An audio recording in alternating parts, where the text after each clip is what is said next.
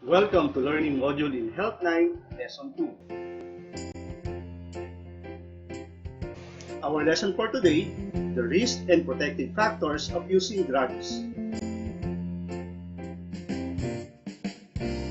Our objectives, at the end of the lesson, the learner should be able to discuss risk and protective factors in substance use, abuse, and drug dependence. State personal opinions about preventing drug use and abuse.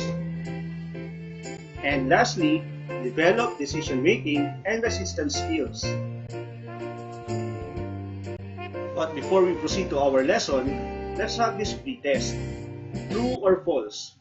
Write true if the statement is correct and write false if not. Statement number 1. Drugs improve memory. True or false? Timer starts now.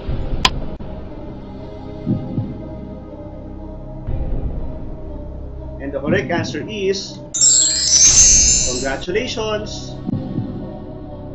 Statement number 2. Create advocacy campaigns for healthful living. True or false? Timer starts now.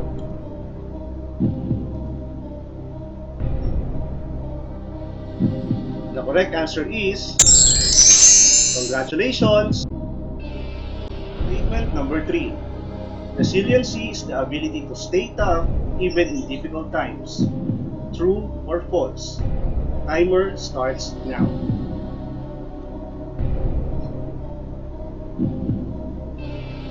The correct answer is congratulations. Statement number 4. A person must surround himself or herself with friends who value health and life.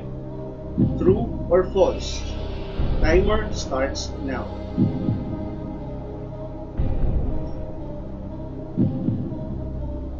The correct answer is congratulations. And number 5. Drugs eliminate a person's life problems. True or false? Timer starts now.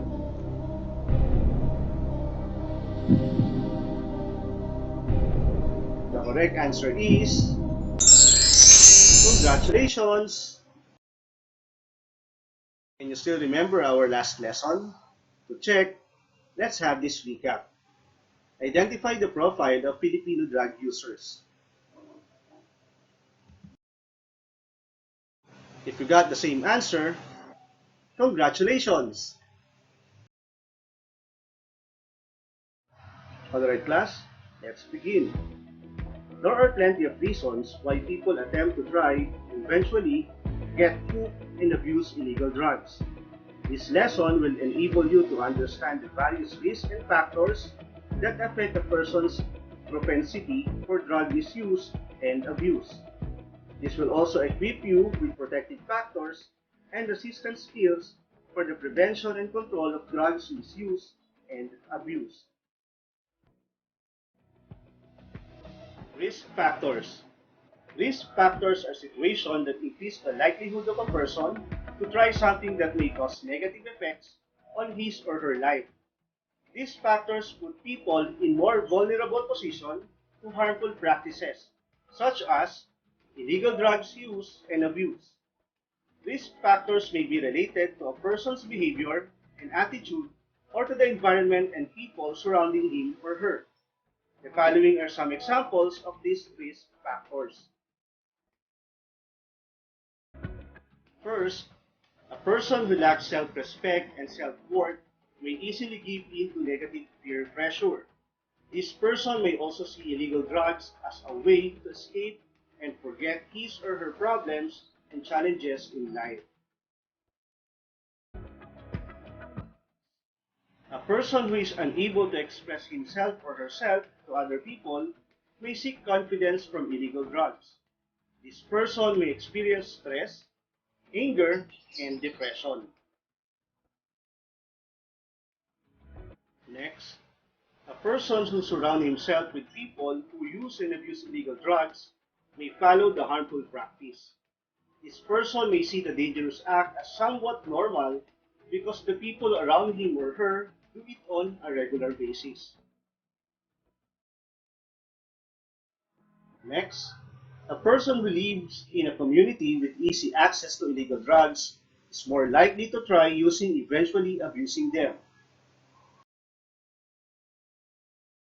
A person who gets rejected by friends and family may seek refuge in illegal drugs. The adverse effects of illegal drugs on the body may cover up the person's loneliness and depression. Next, a person who belongs to a family with drug abuser is more vulnerable to be influenced. In addition, a person who experiences difficult family relationships is also at more risk of using illegal drugs. Next, a person whose role model is a drug abuser may follow the steps of his or her idol. A person who performs low in school may resort to drug misuse and abuse. This person may feel frustrated when comparing himself or herself with others who perform better. To numb these feelings, a person may turn to illegal drugs. Next, a person who does not involve himself or herself in productive school and community activities has more time to explore harmful practices such as drug misuse and abuse. And lastly, a person who lacks respect for authority and the law is more likely to use and abuse illegal drugs.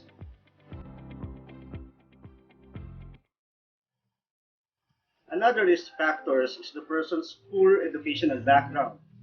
A person may mistakenly believe in myths and misconceptions about drug use and abuse. Here are some examples. Drugs improve memory. Drugs help in digestion of food and may cause weight gain and loss. Drugs give confidence to let a person do a difficult task. And drugs eliminate a person's life problems.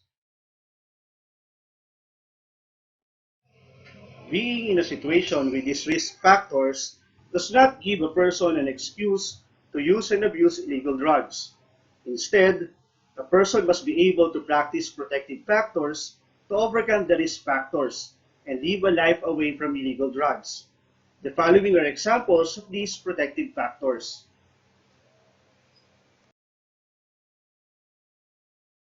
First, a person must develop self-respect and self-worth.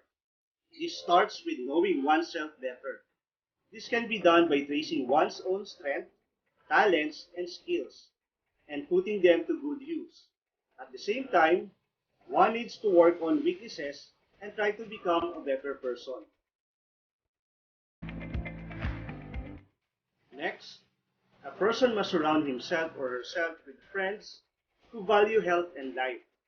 If a person has friends who do not engage in harmful practices, he or she will likely not try illegal drugs.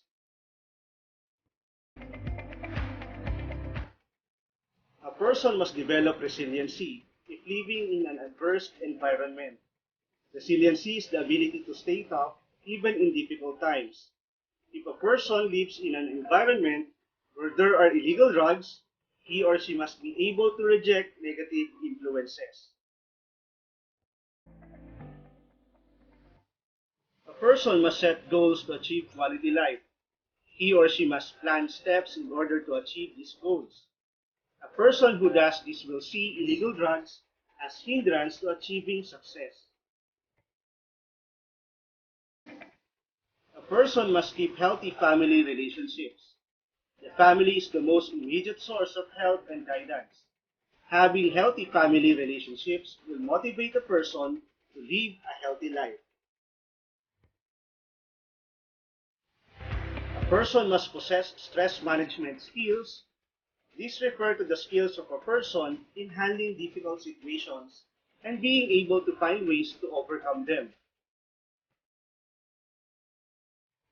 Lastly, a person must keep himself or herself busy with productive work in school and the community.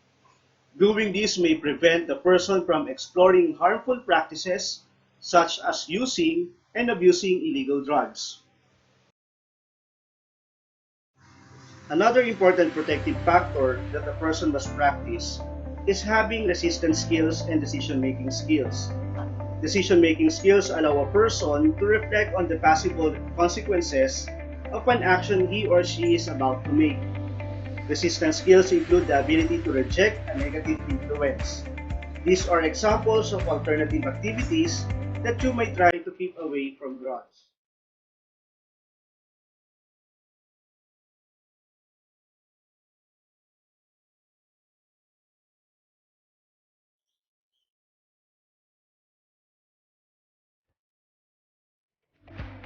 This is an example of how to use decision-making and resistance skills. You are being offered drugs at a party. Use decision-making skills. Identify the harmful substance and its negative effect to the body. Think about other effects of getting into drugs to yourself and to your family, friends, and community. Use resistance skills. Reject the person by firmly saying no to the invitation. If the person insists, inform him or her about the harmful effects of using the substance. Share an alternative activity. If the person still insists, leave the person and walk away. Did you understand our lesson? Let's try to answer these activities. Activity number 1. Your response matters. Read the following scripts. Pretend that your friend or family is saying the script to you. How will you respond to the scripts? Write your answer in the boxes.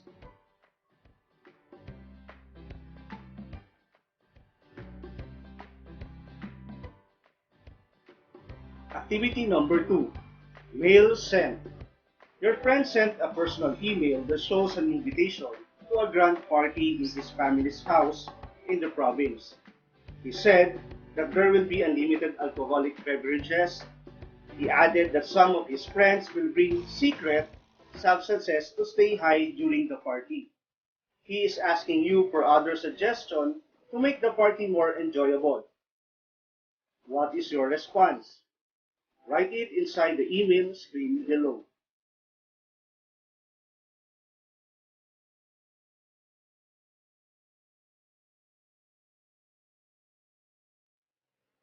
To know your full understanding, let's do this activity. Give at least 5 risk and protective factors of using drugs.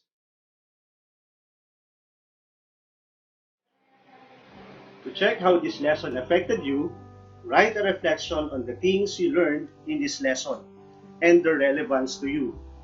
Tell how can you apply what you learned in your daily life and cite specific instances in which you feel these learnings will come handy.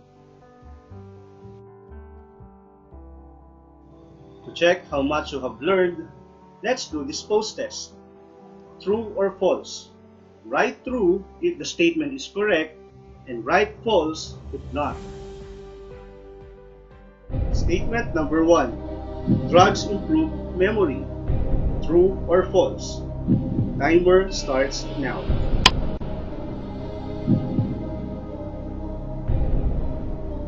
And the correct answer is congratulations!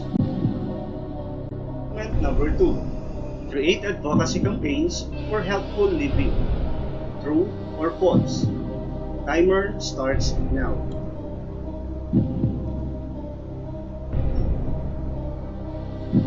The correct answer is congratulations!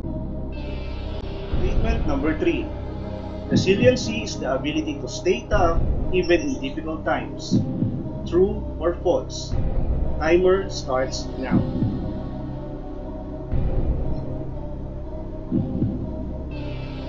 The correct answer is congratulations! Statement number 4.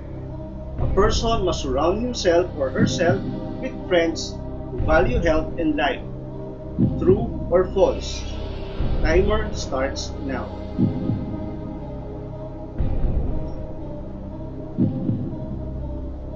correct answer is congratulations. And number 5. Drugs eliminate a person's life problems. True or false? Timer starts now.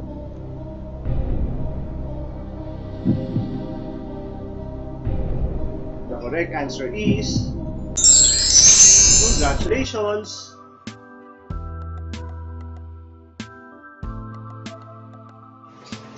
Thank you and see you on our next lesson.